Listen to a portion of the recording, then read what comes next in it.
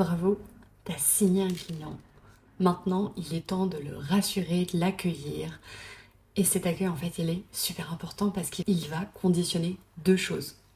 Comment se sent le client avec toi et la qualité de la prestation que tu vas lui livrer. C'est finalement la fondation, les bases du reste. Ça touche à la fois le côté humain, le pro, mais aussi la livraison. Donc si tu es solopreneur, dirigeant et que tu vends du service, aujourd'hui, je vais te parler de la différence entre le parcours prospect et le parcours client, ainsi que cette étape que tu sous-estimes totalement. Parce que tu mets énormément d'énergie pour trouver des prospects, mais tu as tendance à abandonner ton client. On va voir ça d'un peu plus près. Dans les 10 prochaines minutes, je vais te montrer l'écart exact entre ce que tu fais pour convaincre un prospect pour qu'il te fasse confiance et ce que tu fais une fois que cette personne elle a payé. Ça fait plus de 10 ans que je structure des écosystèmes business pour pouvoir en fait faire plus d'argent sans s'épuiser et j'ai mis en place, optimisé et structuré plus de 120 expériences clients pour moi et mes clients. Je vais t'expliquer les étapes du parcours prospect jusqu'à la vente, puis quelle est l'expérience client.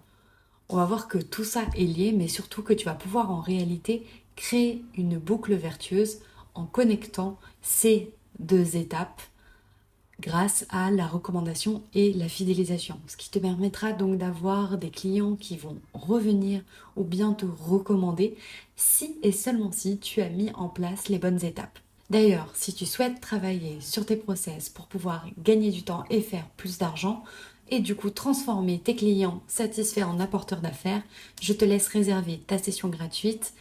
C'est une session stratégique sur laquelle on fait le point sur les difficultés et les problématiques que tu rencontres et tu repartiras avec une roadmap et les prochaines étapes claires pour faire avancer ton business.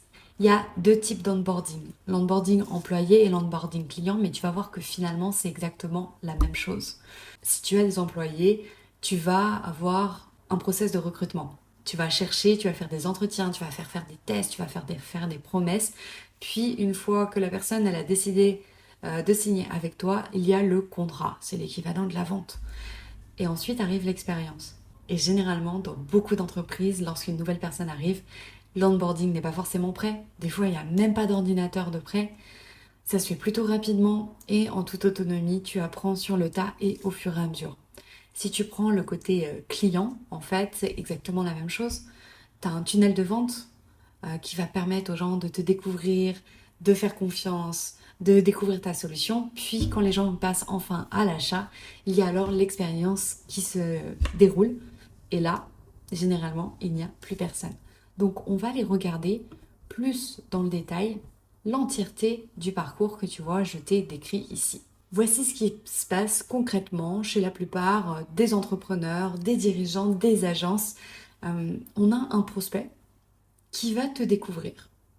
Tu as mis en place potentiellement des réseaux sociaux, un média, tu fais du SEO, de la publicité, énormément d'actions pour qu'on te découvre. Ensuite, les gens te font confiance. Et c'est là où tu mets en place une newsletter qui tourne, tu as potentiellement des lead magnets, des freebies, tu as des témoignages qui vont donner confiance, tu fais des cas détaillés.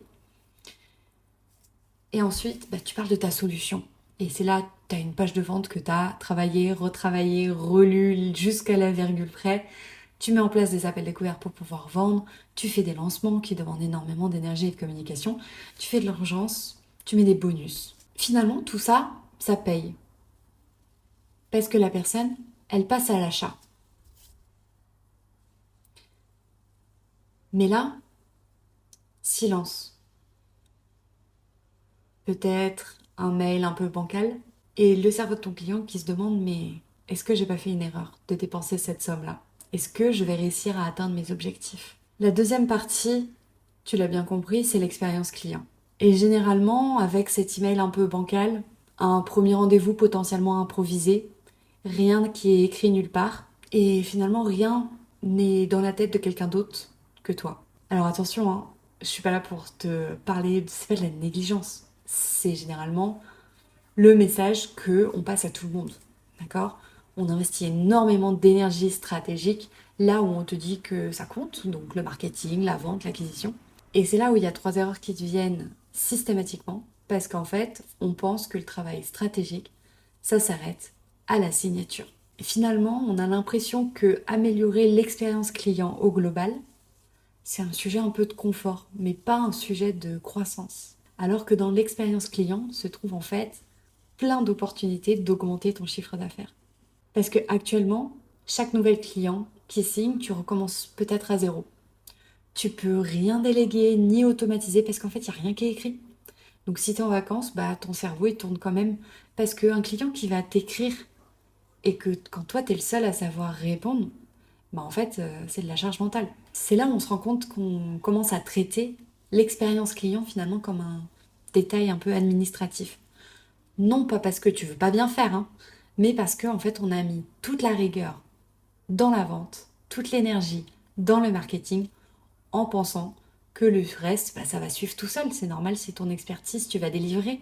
Sauf que le reste, bah, ça suit jamais tout seul, ça s'organise. Et c'est exactement ce que je vais te montrer maintenant. Donc ma question que j'ai pour toi, c'est qu'est-ce qui se passe dans les 5 premières heures suivant l'achat d'un de tes clients? Parce que c'est là où le cerveau de ton client, il doute. La personne vient de te faire confiance avec ton argent, et du coup, la première question qui lui traverse l'esprit, c'est est-ce que j'ai fait le bon choix? Parce que le vrai piège, en fait, c'est pas le silence, d'accord? C'est juste de penser, mais c'est de penser qu'un email de confirmation, en fait, suffit à répondre à cette question. Donc, l'expérience client, il y a en réalité 3 grandes actions. Il y a l'onboarding, la livraison et l'offboarding. Comment structurer un onboarding pour qu'il apporte des résultats et qu'il soit impactant? Il y a plusieurs choses à mettre en place. Déjà, 2 emails de bienvenue. Un qui s'envoie dans l'heure où la personne a signé avec toi et un dans les 48 heures suivantes pour lui donner plus d'informations et lui faire un récapitulatif qui va vraiment collecter l'ensemble des informations. Tu vas lui donner l'ensemble de ses accès, que ce soit une plateforme, une communauté, des outils ou quoi que ce soit. Tu vas collecter les infos pour pouvoir tout simplement comprendre plus en détail le point de départ et les objectifs de la personne. Et tu vas faire un kick-off pour pouvoir vraiment lancer la collaboration. Pense bien à t'abonner parce que je vais faire une vidéo qui t'expliquera en détail, étape par étape, tout ce que tu dois mettre en place. Si tu es curieux sur ce sujet là tout de suite, j'ai une petite surprise pour toi. Je t'ai mis à disposition l'ensemble de mon système d'onboarding que tu vas pouvoir dupliquer avec une checklist complète de tout ce qu'il y a à faire. Tu retrouveras le lien en description. Une fois que ton onboarding est fait, il va falloir délivrer. Et là, pour gagner un maximum de temps, délivrer un maximum de valeur et que tu délivres une expérience client qui soit au-dessus des attentes, eh ben on va tout simplement templétiser l'ensemble de tes livrables et des actions que tu fais à répétition. Chaque profession, chaque service, il y a des choses qu'on répète. Les templétiser veut dire que l'on va créer une base qu'on va pouvoir réutiliser, dupliquer à l'infini et donc ne plus jamais repartir de zéro sur le design, sur la réflexion, etc. On va avoir une communication aussi qui va être proactive. On ne va pas attendre que le client vienne vers nous. Il faut mettre en place des rituels pour nous le tenir au courant des avancées. Et surtout, il ne va pas falloir oublier que pendant cette livraison, il va falloir qu'on plante des graines. Ces graines vont servir à fidéliser tout simplement le client sur les prochaines étapes et les prochaines offres. La prochaine étape, c'est l'offboarding. Une fois qu'on a fini de délivrer son service, il va falloir tout simplement clôturer la relation client. Pour pouvoir clôturer cette relation client, il y a 4 choses qu'il faut absolument que tu mettes en place. Déjà, c'est qu'il y ait une identification des prochaines étapes, que tu lui dises voilà ce qu'on a fait, voilà où est-ce que vous en êtes, voici ce que je vous recommande de faire après. Et normalement, si tu as bien planté les graines lors de la livraison, ces prochaines étapes vont paraître comme une évidence. Je t'invite aussi à mettre en avant la transformation complète que ton client a eue. Donc, quel est l'avant-après? C'est pour ça que le formulaire de départ au niveau de l'onboarding est ultra important parce qu'en fait, il va te permettre déjà d'identifier quel est l'état de départ et tu feras pareil à l'arrivée et tu pourras lui montrer noir sur blanc quel est l'avant-après de votre collaboration. L'offboarding, c'est aussi le bon moment pour valider l'étude de cas. Donc, tu vas faire sûrement des cas clients afin d'être sûr de ce que tu as le droit de publier ou non, des logos que tu as le droit de mettre. Je te conseille de créer ton cas client le plus rapidement possible et de lui faire valider avant la fin de la collaboration. Et pour terminer, je t'invite à célébrer avec ton client, le féliciter, lui remontrer toutes les victoires que vous avez eues, autant de leur côté et puis aussi du tien. Une fois qu'on a fait l'offboarding, on a l'impression que ça s'arrête ici, alors que l'expérience client n'est pas tout à fait terminée. Il reste encore 2 étapes ultra importantes qu'on a tendance à oublier. C'est comment est-ce qu'on fait pour fidéliser. La fidélisation se joue après l'offboarding parce que si tu as bien planté les graines pendant ta livraison et pendant son offboarding, tu as bien fait un avant-après et que tu l'expliques les prochaines étapes, la fidélisation va tomber au moment où tu l'as prévu si ton écosystème d'offres est bien sûr prêt à accueillir de la fidélisation et il est pensé pour ça. Mais là, tu vas pouvoir soit proposer un renouvellement si tu fais de l'abonnement ou une offre un peu plus premium ou une offre dans la continuité pour adresser les nouveaux problèmes qui arrivent. C'est idéal aussi de proposer à tes anciens clients du contenu qui va être exclusif. Pour avoir du contenu exclusif, tu peux avoir une communauté qui va être dédiée tout simplement à tes anciens clients ou bien une newsletter qui est uniquement pour ces clients-là. Ça peut être ultra intéressant à mettre en place pour garder le lien sur du long terme. Mais il faut aussi donc être proactif, encore une fois. Et donc, je t'invite à noter dans ton calendrier pour pouvoir avoir des prises de nouvelles assez régulières, faire des check-ins en disant salut, comment ça va, ça peut être 6 mois après, 1 an après, ça peut être au moment des anniversaires, mais en tout cas voilà, mettre en place des rituels sur la fidélisation pour continuer à engager la conversation avec ces gens-là. Alors ne garde pas de contact avec les gens avec qui tu n'as pas apprécié de bosser, mais par contre, planifier réellement des temps intentionnels et des rituels pour être sûr que tu gardes contact parce que c'est comme ça que les gens vont revenir, c'est quand tu resteras dans leur tête. La dernière étape finale, parce qu'une cliente bien accompagnée, donc ça ne s'arrête pas à la prestation, qu'elle renouvelle ou pas, mais elle va aussi pouvoir potentiellement te recommander. La recommandation, c'est ce qui va réduire tes coûts d'acquisition. Donc ils sont ultra importants parce qu'un client satisfait peut apporter énormément d'autres clients par la suite. Et là, il va falloir structurer la recommandation. Donc déjà, tu vas commencer par demander un témoignage parce que son témoignage écrit va apporter énormément de valeur et aussi le parrainage. Il va falloir faire attention parce que là, il y a un vrai piège au niveau de la recommandation, c'est potentiellement de la demander au mauvais moment. Tu peux la demander tout à fait trop tard, en fait, c'est quand la cliente elle est déjà passée à autre chose ou bien jamais osé demander. Ça fait partie des choses que les gens font et c'est bien dommage parce que du coup, ils laissent énormément d'argent sur la table. Donc pour résumer, il y a bien 2 différents types de parcours au sein de ton écosystème. Il y a le parcours prospect et c'est tous les efforts et l'énergie que tu mets pour pouvoir transformer une audience en client. Donc liste toutes les actions que tu as mis en place pour te rendre compte de l'effort que tu mets. Une fois que la vente est faite, le deuxième parcours arrive et c'est le parcours client.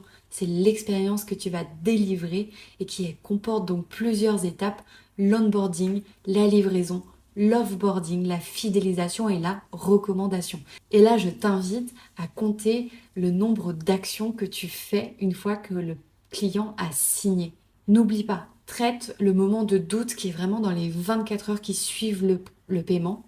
Pense à documenter ton onboarding, ta livraison, ton offboarding. Et n'oublie pas de refermer cette loupe grâce à la fidélisation et à la recommandation. Juste pour être clair, l'enjeu, c'est pas seulement de mieux accueillir tes clients, d'accord? Mais c'est vraiment de prendre ta position de dirigeant dans ton business. Donc si tu aimerais avoir mon point de vue sur ton expérience client et où est-ce que ça bloque et donc que tu veux travailler finalement tes process pour te faire gagner du temps et transformer tes clients satisfaits en apporteurs d'affaires, réserve ta session stratégie gratuite. Il y a quelques créneaux d'ouvert pour les semaines à venir en sachant qu'il ne me reste que 2 places pour mon accompagnement écosystème ERA au mois de septembre. Mais en tout cas, à la fin de cet échange, tu repars avec une roadmap personnalisée avec les leviers prioritaires pour toi, que tu travailles avec moi ensuite ou pas. Abonne-toi parce que dans la prochaine vidéo, je te montre le process exact que j'utilise avec mes clients pour pouvoir documenter l'onboarding et être sûr de créer une expérience mémorable.